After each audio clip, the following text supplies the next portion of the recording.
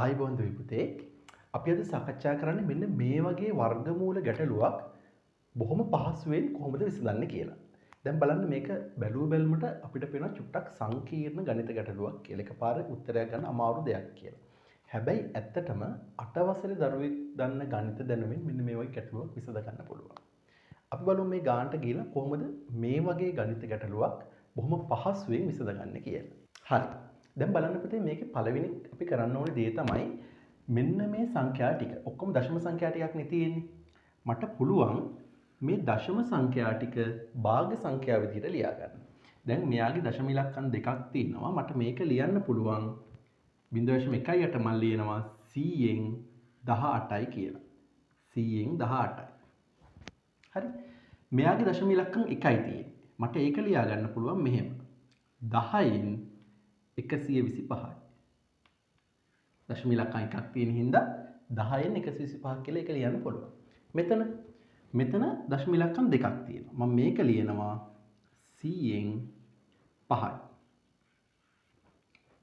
මෙතන දශම ඉලක්කම් එකයි තියෙන්නේ. අපි ඒක ලියාගමු 10න් 2යි කියලා. ඔන්න පළවෙනි පියවර. මේ දශම සංඛ්‍යා ඔක්කොම ටික අපි භාග සංඛ්‍යා විදිහට ලියාගත්තා.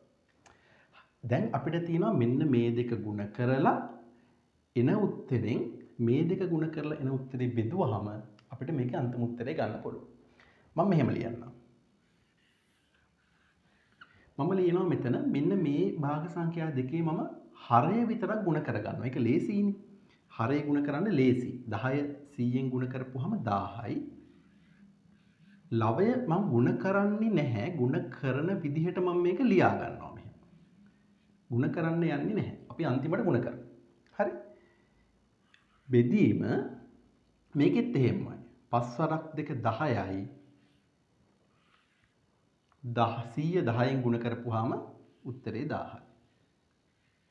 ඔහොම ලියා ගන්න. දැන් අපිට මෙතන මේ චූටි සුළු කිරීමක් තව කරන්න පුළුවන්. මේ බිඳුවට මේ බිඳුව මම සුළු කරගන්නවා. එතකොට මෙතන තියෙන්නේ 100න් 1යි. දැන් බලන්නකො පුතේ. මෙන්න මේක බෙදීම 100න් 1 තමයි මෙතන තියෙන්නේ. මට මේක ලියන්න පුළුවන් නේද? මෙන්න මෙහෙම. මම මේක ලියනවා මෙහෙම.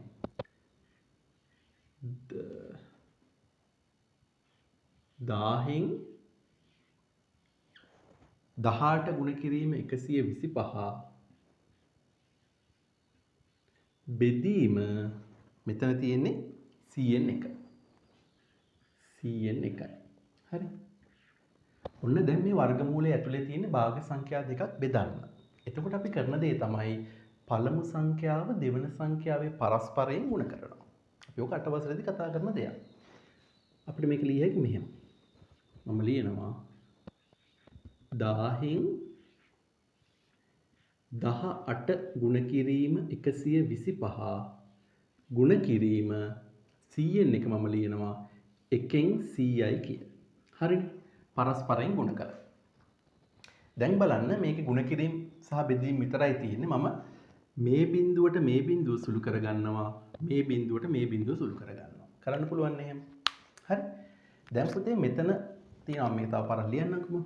මට මේක දැන් ලිය හැකි ඉතුරු වෙලා තියෙන කට්ටිය 18 ගුණ කිරීම 125 බෙදීම 10යි. දැන් මේ ලොකු ඉලක්කම මෙන්න මෙතෙන්ට අපි ගෙනල්ලා තියෙනවා. හරි? හරි. දැන් අපිට පුළුවන් මේකත් අපිට බෙදන්න පුළුවන්. මෙන්න මේ ඉලක්කම් දෙක බෙදනවනේ පුතේ 5න්. 10ට 5 ඒවා 2යි. 125ට 5 ඒවා 25යි. සුළු කරගත්තා එහෙනම්. ආයෙ මට පුළුවන් 2ට 2 ඒවා 1යි. 18ට 2 ඒවා 9යි කියලා සුළු කරා. එතකොට මට මෙතන උත්තරේ එනවා 9 වරක් 25 225යි. හරය දැන් තියෙන්නේ 1. ඒක දාන්න අවශ්‍ය නැහැ. දැන් හරි උත්තරේ ගන්න පුළුවන්. 225 වර්ගමූලය කියන්නේ අපි දන්නවා උත්තරේ 15යි කියලා. හරි. එතකොට බලන්න මෙන්න මේ වගේ සංකීර්ණ ගැටලුවක් සංකීර්ණය වගේ පේන ගැටලුවක් අපිට මෙන්න මේ ක්‍රමයේ පාවිච්චි කරලා සරල කරගෙන අන්තිම උත්තරේ බොහොම පහසුවෙන් ලබා ගන්න පුළුවන්.